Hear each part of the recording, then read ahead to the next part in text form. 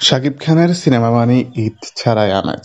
অনেকেই বলে ঈদ ছাড়া শাকিব খান অকেজো। ঈদ ছাড়া শাকিব খানের সিনেমা চলে না। এর আগে যতগুলো সিনেমা মুক্তি পেয়েছে অর্থাৎ নতুন ইনিংস শুরুর পরে প্রিয়তমা, রাজকুমার, তুফান এগুলি ঈদে মুক্তি পেয়েছিল।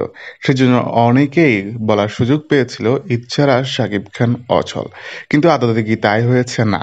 এবার অন্যতম একটি রেকর্ড করেছে মেগাস্টার শাকিব খান। সকাল থেকে কিন্তু দর্শকদের ভিড় সিনেমা হলগুলোতে। আমরা জানি এগুলো। শাকিব খানের সিনেমা আসা মানেই দেশের বিভিন্ন অঞ্চলে উৎসবের আমেজ বয়ে যায়। দেশে যদিও সিনেমা হলের সংখ্যা খুবই কম, কিন্তু তারপরও যে কয়টি রয়েছে সেগুলোতে বেশ উল্লাস দেখা যায়।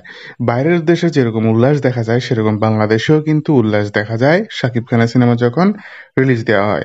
বাকিদের ক্ষেত্রে তেমন একটা কিছু হয় না। আজকে সকাল থেকে দর্শকদের ভিড় লক্ষ্য করা যাচ্ছে। আশা করা যাচ্ছে আজকেও একটা ভালো কালেকশন আসবে সিনেমাটির। তো বন্ধুরা, ভিডিওটি নিয়ে আপনাদের মতামত জানাতে আমার ভিডিওর কমেন্ট বক্সে। ধন্যবাদ।